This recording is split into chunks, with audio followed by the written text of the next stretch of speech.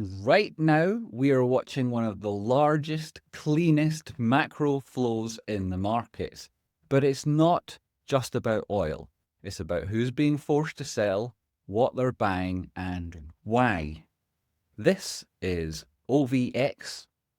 OVX is like VIX, but instead of being for SPY, it's for oil.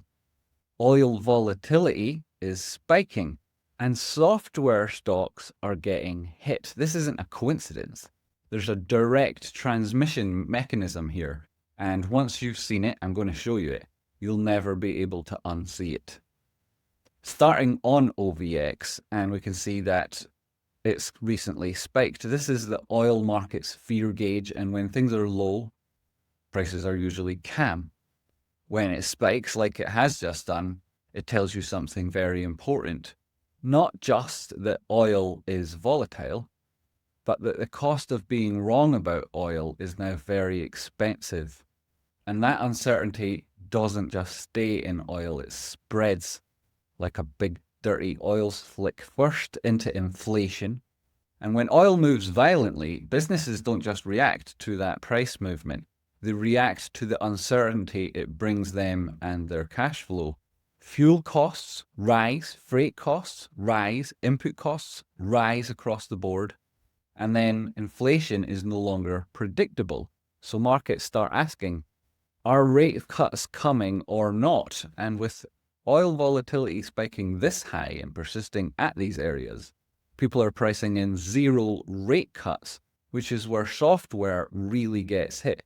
Because software stocks aren't valued on today, they're valued on the future. And let me just show you what that means. This is IGV. It's a software ETF, which for all intensive purposes could be bottoming. You had a large impulse move taking prices down, lots of forced selling. You had buyers coming in at the 200 period moving average, which is where also you found two previous touches, so you have a trend line. Very unlikely to break on the first path, but prices bounced. They bounced 50% of the preceding candle range that took you down here. And relatively interesting, as volume increased and prices started moving back up again, there was a degree of accumulation. This is an ETF. Those people buying it led to the market makers buying the underlying, creating new shares, and that speaks to accumulation in the software industry. Why would that be happening when oil spikes? And here is a lot of dangerous detail. As you can see, IGV, now it's in a line chart, and as it retraces back down again, you can see a recent spike in this blue line. That's the OVX, the Oil Volatility Index. And you can see going back, every time there's a big dip in IGV, that typically comes alongside a huge rise in OVX, which we've seen recently.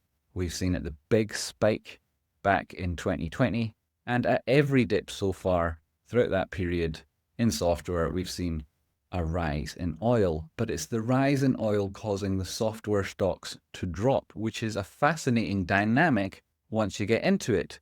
So while we look at the prices here and we compare those two charts, both in completely unrelated industries, if you were to look at them at a glance, in truth, a lot of future value that's in software is as such because of the price of oil. Because software stocks, they're not priced on the value they provide today. They are value on the future, and so is much of tech. 3 years out, 5 years out, 10 years out, all of that future value gets discounted back to today using discounted cash flows. And that's why software moves so violently in this type of environment. So you're not actually looking at a huge disturbance that's caused the markets to lose their compass. It's future earnings being repriced in real time due to uncertainty surrounding inflation caused by volatility in oil.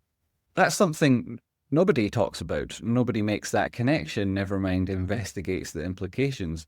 And when money flows into energy ETFs, you understand, as I've just explained, how these ETFs works. New shares get created, and then an energy ETF, those funds, they buy oil stocks. When money flows out of software ETFs like IGV, then shares get destroyed. And the ETF then has to sell those underlying software names. So it's not sentimental at all. In fact, it's done by a computer that doesn't care about the price. It's purely mechanical. And then the forced selling and forced buying can make these moves look so very clean because they just keep going regardless of the price in order to balance that risk. Money flows into energy, it flows out of software, and then the system reinforces the cycle. So you get hit twice. And valuations, then they compress because of the potential for a lack of rate cuts or indeed potentially rates rising. And at the same time, you get real selling pressure from all the ETF outflows. And that's that clean macro flow we're seeing. A lot of traders are confused because they're not looking at these dynamics and they don't understand the flow in the markets. But it's very clear here. In fact, it's historically clear. And this is why things are getting so interesting, because when all of this is happening, something has started to change. Software has stopped going down. As you can see, it's reached a level of support. It's at a 200 period moving average. It's even potentially going to bounce higher with this bullish divergence. And if it did, the 236 that it just went through is back around the 50 simple period moving average. The basis within the Bollinger Bands, these sort of areas between 95 and 102, which is already a 20% increase on this recovery. There's a fair value gap in 236 in it around where you find the basis line of the Bollinger Bands. And this thing has touched outside the Bollinger Bands twice recently. That suggests the move itself is overextended, and you don't need to look back too far to see where that happened before and the subsequent reaction in price. If that was to happen again, you could easily get prices coming up and testing in at around an 886 of this breakdown, which would give you a potential head and shoulders. And let's look at that in terms of the dip. Here's the 886, that's close enough. Man who knows that will always have enough. 886 up at around 110, 112. So a huge percentage rise, which doesn't defeat the trend. Prices move back into their previous phase. And if you are extremely bearish, maybe you'd prefer to look at this as a head and shoulders. It could happen if there's a strong rejection at around 112, 115, in which case software would be in the toilet for a while. But as you can see at the minute, a lot of opportunity if there's a bounce. And that's just looking at IGV on its own. We can also say, along with the drop stopping and that fall ending, at the same time, shares outstanding in IGV have started rising again, and that speaks to the accumulation. It's quiet, it doesn't chase price, it's not aggressive, but it's very deliberate, and it's not a bounce, it's accumulation. That accumulation at the time it's happening, i.e. now, looks like nothing to the untrained eye until it becomes everything to the entire market. So right now, that market is caught between two forces. Oil volatility still elevated and very dangerously high, so the risk has not gone away, but flows are starting to return and buyers are stepping in. So while price isn't collapsing, it's also not breaking out. It's trapped between those two forces. And from here, there's only one resolution. If oil volatility comes down, if the OVX drops, the inflation narrative cools and software really kicks on again, because this has been a massive discount on a really strong trend. If rate cuts come back into play, software doesn't just bounce, it reprices much, much higher. That's the coming contrarian view. But if oil spikes again, then volatility will stay elevated and that accumulation may dissipate. If so, we could see another phase of capitulation, at which point the market would go back into forced selling and software would get hit again. So risk is on, but all you need to do to stay on top of it is watch the OVX and Rocky Outcrop shows on Wednesday. Between the two of them, you can't go wrong. This isn't really about oil, and nor is it about wars of adventure and choice. It's about flows, macro flows in the market, and right now those macro flows are starting to change. So here's IGV with the OVX,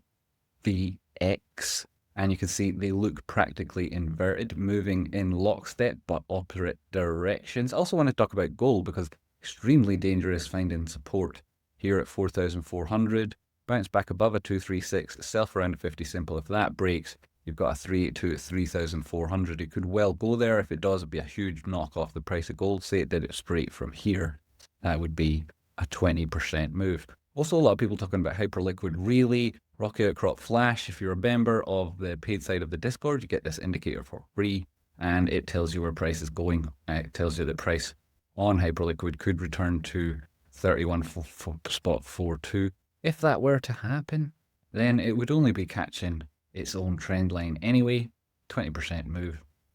Not completely out of context for this thing. It's done it regularly and recently. Also today of interest, GameStop earnings, Pulse Market. Am I correct here? Flash at 23.98 on a 4 hour. That's significant for GameStop.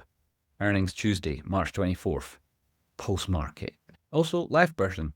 Now it doesn't benefit from these ETF flows because it's too small a market cap to be included in those baskets, of course.